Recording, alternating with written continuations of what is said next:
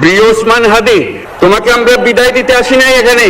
তুমি আমাদের বুকের ভেতরে আছো এবং চিরদিন বাংলাদেশ যতদিন আছে তুমি সকল বাংলাদেশির বুকের মধ্যে থাকবে। ঢাকা বিশ্ববিদ্যালয়ের কেন্দ্রীয় মসজিদে অবস্থিত জাতীয় কবি কাজী নজরুল ইসলামের পাশে চিরনিদ্রায় শায়িত হলেন বীর শহীদ ওসমান বিন হাদি। হাদির জানাজার নামাজে উপস্থিত ছিলেন প্রধান উপদেষ্টা ডক্টর ইউনূস।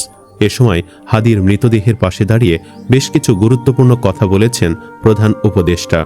জাতীয় হৃদরোগ ইনস্টিটিউটে গোসল শেষে জাতীয় সংসদের দক্ষিণ প্লাজায় পৌঁছায় ইনকিলাব মঞ্চের মুখপাত্র শরীফ ওসমান হাদির মৃতদেহ। দুপুরের দিকে সংসদ ভবন ও মানিক মিয়া এভিনিউ এলাকায় নামে লাখো মানুষের ঢল। জানাজার সময় যত ঘনিয়ে আসতে থাকে মানুষের উপস্থিতিও ততই বাড়তে থাকে। জানাজায় অংশ নিতে এসে অনেকে বলছেন এটা এক ঐতিহাসিক জানাজা, এত মানুষের সমাগম আর কখনো দেখিনি।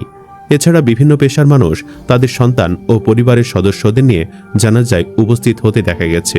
এ সময় তুমি কে আমি কে, হাদি হাদি, আমরা সবাই হাদি হব, এমন স্লোগান দিতে দেখা গেছে। এদিন সবারই আগ্রহের কেন্দ্রবিন্দুতে ছিল ডক্টর ইউনূসের বক্তব্য। সবাই শুনতে চেয়েছিলেন তিনি আসলে কি বক্তব্য দেন। পরে ইউনূসের বক্তব্যে খুশি হন সবাই। প্রিয় ওসমান হাদি, তোমাকে বিদায় দিতে আসেনি বলে মন্তব্য করেন প্রধান উপদেষ্টা অধ্যাপক ডক্টর মোহাম্মদ ইউনূস।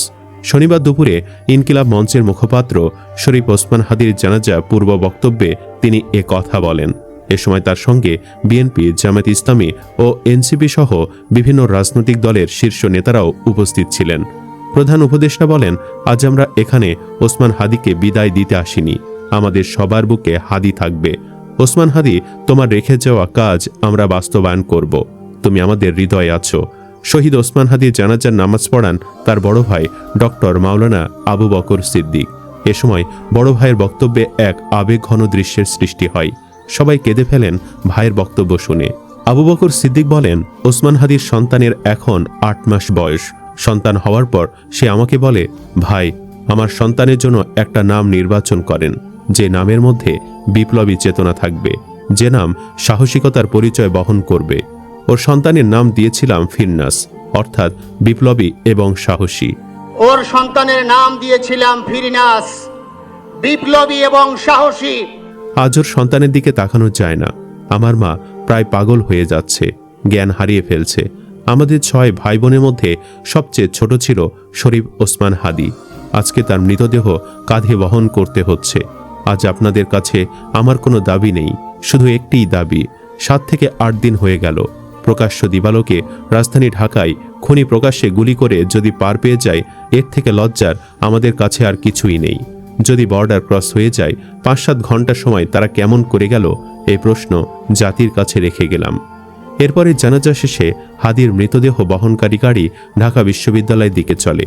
ইনকিলাব মঞ্চের মুখপাত্র শরীফ ওসমান হাদি হত্যাকাণ্ডের প্রতিবাদ ও নিন্দা জানিয়ে বিএনপির স্থায়ী কমিটির সদস্য সালাউদ্দিন আহমদ জানাজায় এসে বলেছেন, কেউ যেন একে রাজনৈতিকভাবে ব্যবহার করতে না পারে, সে বিষয়ে সবাইকে সজাগ থাকতে হবে। সালাউদ্দিন আহমদ বলেন, শহীদ ওসমান হাদির জানাজায় অংশ নিতে বিএনপির পক্ষ থেকে আমি নিজে, দলের ভাইস চেয়ারম্যান আব্দুল আওয়াল মিন্টু, জ্যেষ্ঠ যুগ্ম মহাসচিব রুহুল কবির রিজভী সহ অনেক নেতাকর্মী উপস্থিত রয়েছেন।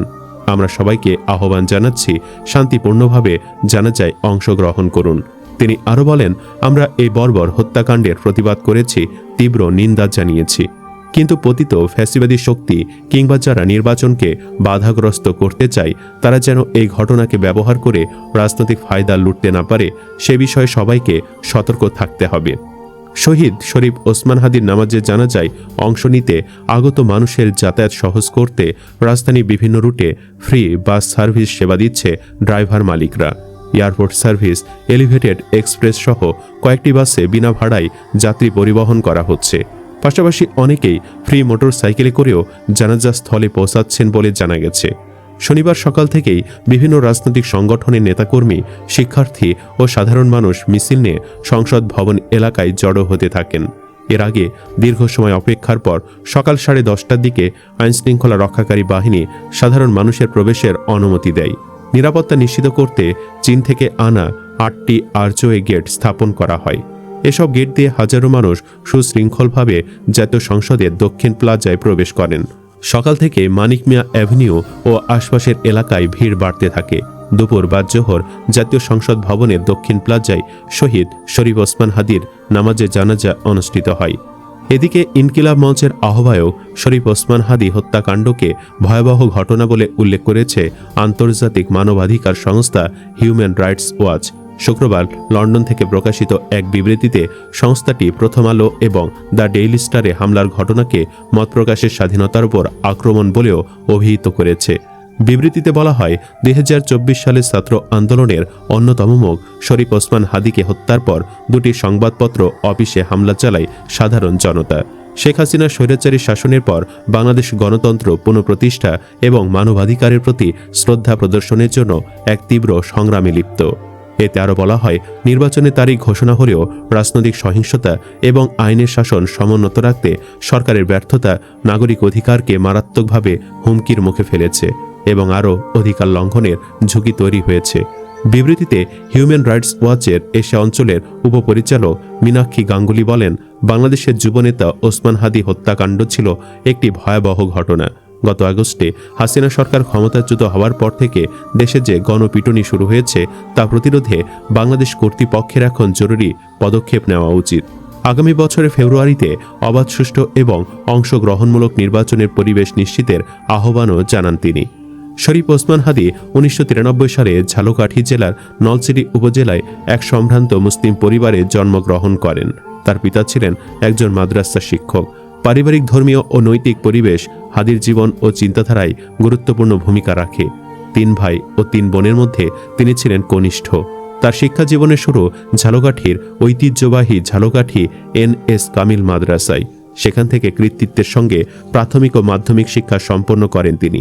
পরে উচ্চশিক্ষার জন্য ঢাকায় এসে ঢাকা বিশ্ববিদ্যালয়ের রাষ্ট্রবিজ্ঞান বিভাগে 2010-11 শিক্ষাবর্ষে ভর্তি হন। সেখান থেকে তিনি রাষ্ট্রবিজ্ঞানে অনার্স ও মাস্টার্স ডিগ্রি অর্জন করেন। শিক্ষাজীবন শেষ করার পর শরীফ ওসমান হাদি শিক্ষকতাকে পেশা হিসেবে বেছে নেন। কর্মজীবনের শুরুতে তিনি একটি স্বনামধন্য কোচিং সেন্টারে শিক্ষকতা করেন এবং অল্প সময়ের মধ্যেই শিক্ষার্থীদের কাছে জনপ্রিয় হয়ে ওঠেন। পরবর্তীতে তিনি একটি বেসরকারি বিশ্ববিদ্যালয়ে শিক্ষক হিসেবে যোগ দেন এবং সেখানেও সুনামের সঙ্গে দায়িত্ব পালন করেন। ব্যক্তিজীবনে শরীফ ওসমান হাদি ছিলেন এক সন্তানের জনক।